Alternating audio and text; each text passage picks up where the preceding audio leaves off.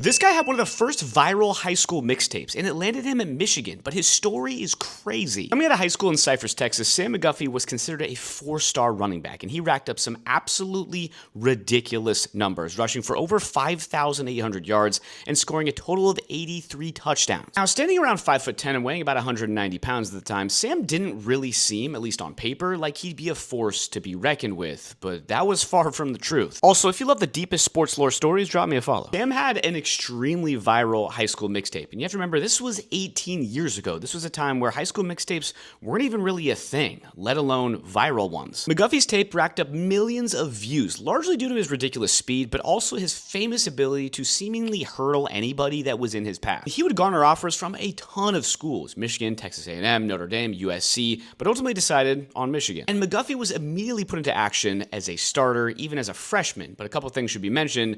Number one, this was a 3-9 Michigan team, which you'd find out later in the season, and he would reportedly have 3 separate concussions just in his freshman season. And in that season, he played in 10 games, rushed for 486 yards, 3 touchdowns, but would ultimately decide to transfer to Rice, which was significantly closer to home. He would have over 1,000 total yards in his first season at Rice, but Sam would struggle with injuries, and after his junior year, would transition into playing wide receiver, where he'd have 54 catches for 603 yards and 5 touchdowns. He would go undrafted in the 2013 NFL Draft, but bounced around a few practice squads, the Raiders, the Cardinals, the Patriots, and end up briefly in the CFL with the Winnipeg Blue Bombers, but that didn't last long. Just a year after being released by the Blue Bombers of the CFL, he would make an announcement that he'd be joining the U.S. bobsled team, and in 2018 was announced as an Olympic member of the U.S. bobsled team, and that's why it's crazy that